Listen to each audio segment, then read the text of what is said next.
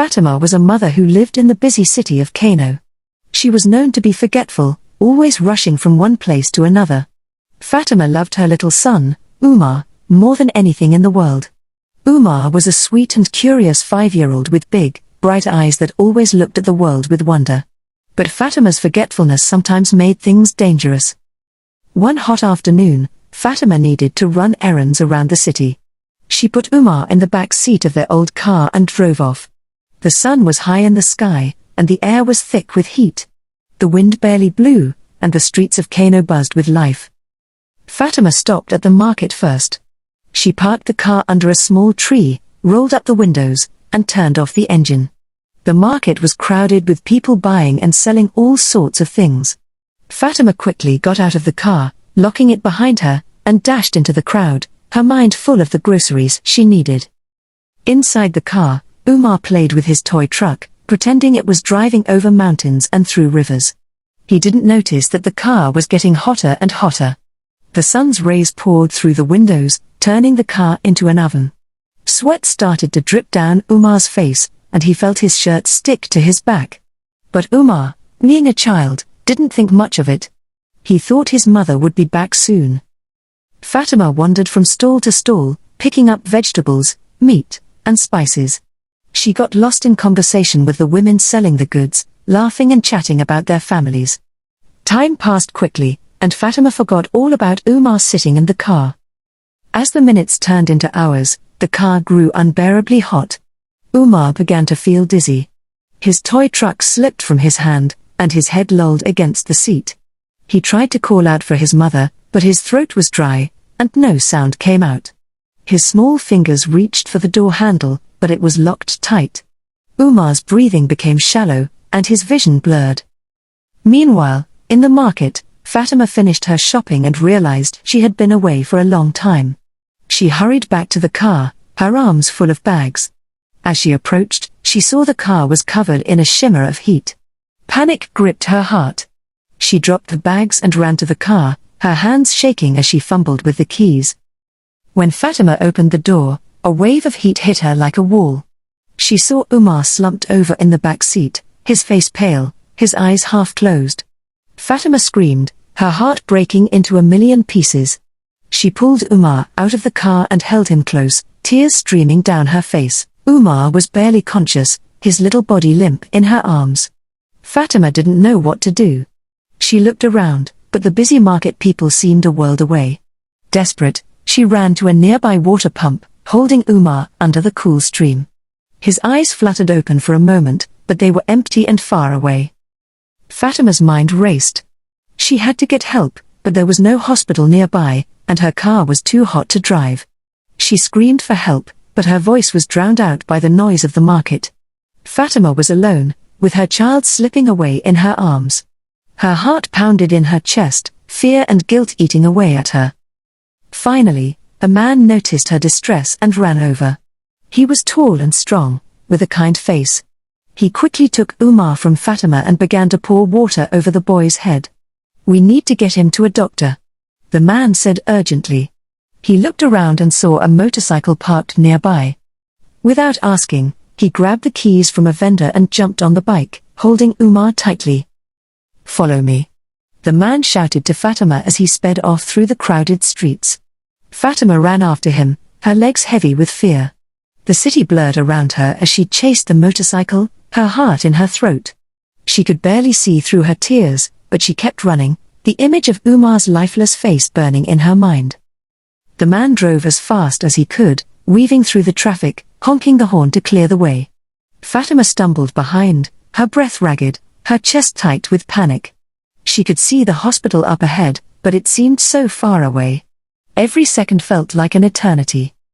Finally, they reached the hospital gates. The man carried Umar inside, with Fatima close behind. The doctors rushed to take Umar into the emergency room, leaving Fatima in the waiting area. She collapsed onto a bench, her whole body shaking. She buried her face in her hands and cried, feeling the weight of her mistake crushing her. Hours passed, though they felt like days. Fatima couldn't stop thinking about how she had forgotten Umar in the car. She hated herself for it, imagining all the ways she could have prevented this from happening.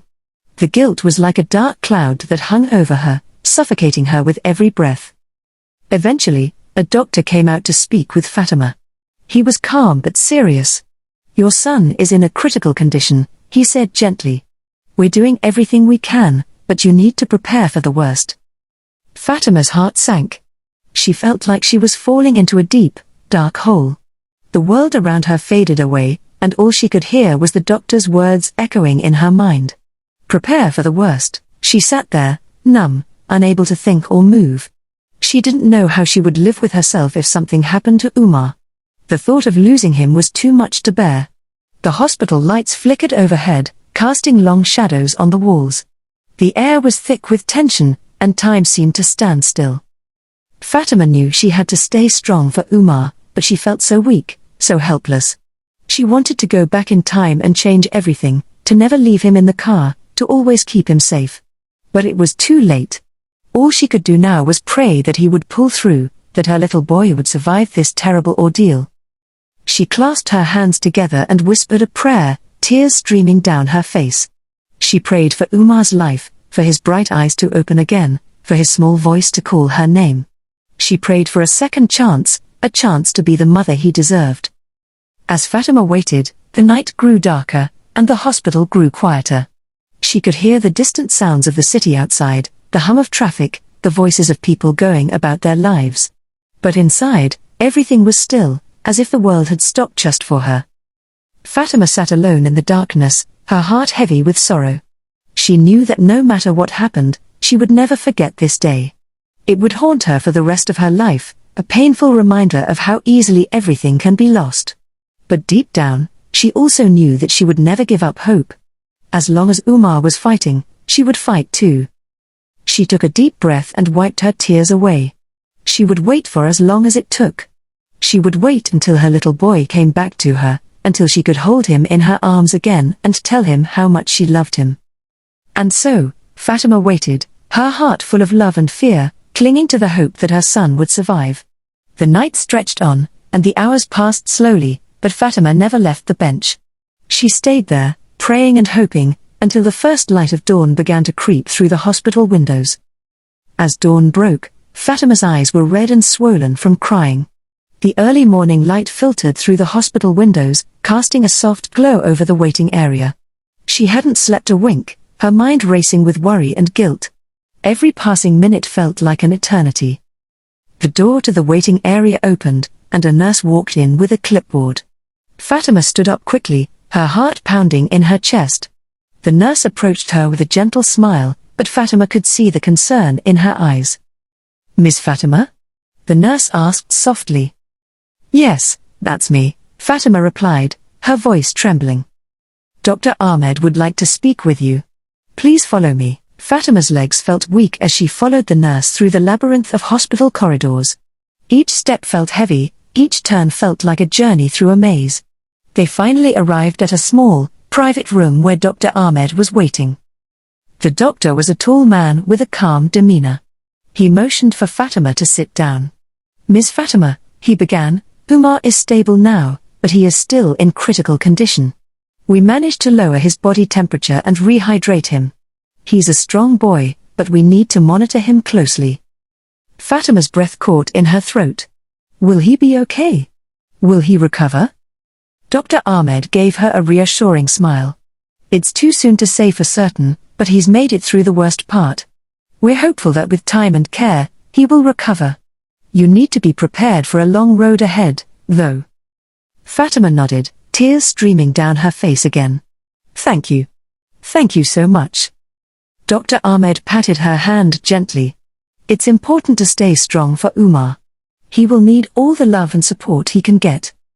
Fatima thanked the doctor and headed back to the waiting area. She sat down, feeling a small spark of hope flicker inside her. She took out her phone and sent a message to her family, telling them about the situation. Her mother called her almost immediately, offering words of comfort and promising to come to the hospital. As the day went on, Fatima sat by Umar's side in the intensive care unit. His small body was hooked up to various machines, and he looked so fragile lying there. Fatima held his tiny hand, her heart aching with love and sorrow.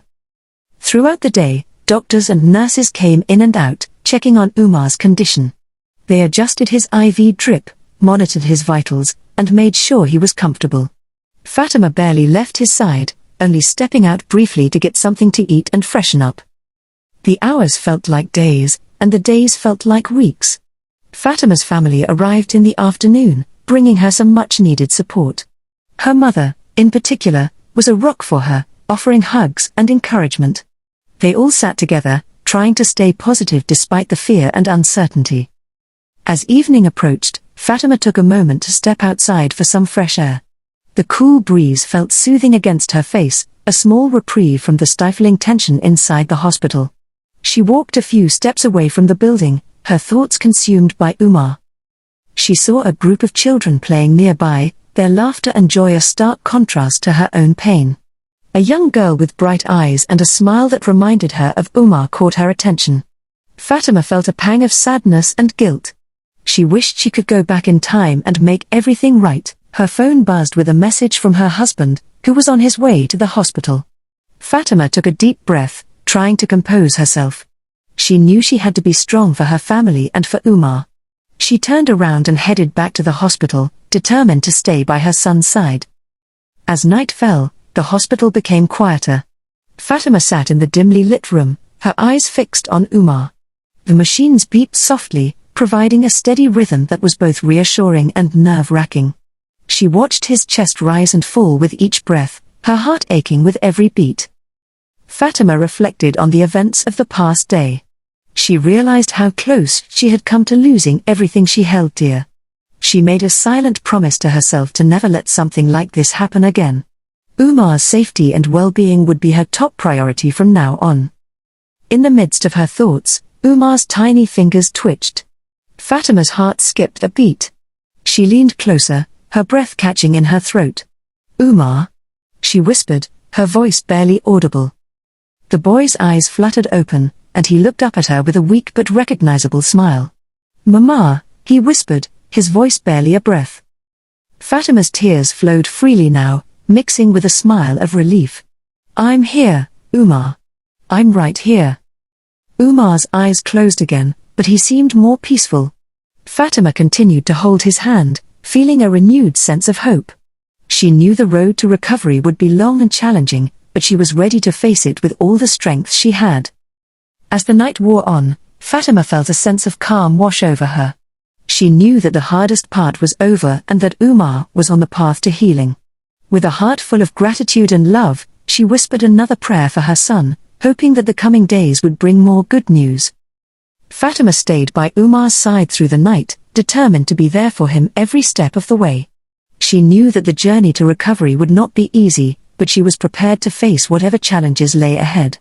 For now, she would cherish the small victories and hold on to the hope that tomorrow would bring even more progress. The sun began to rise again, bringing a new day full of possibilities.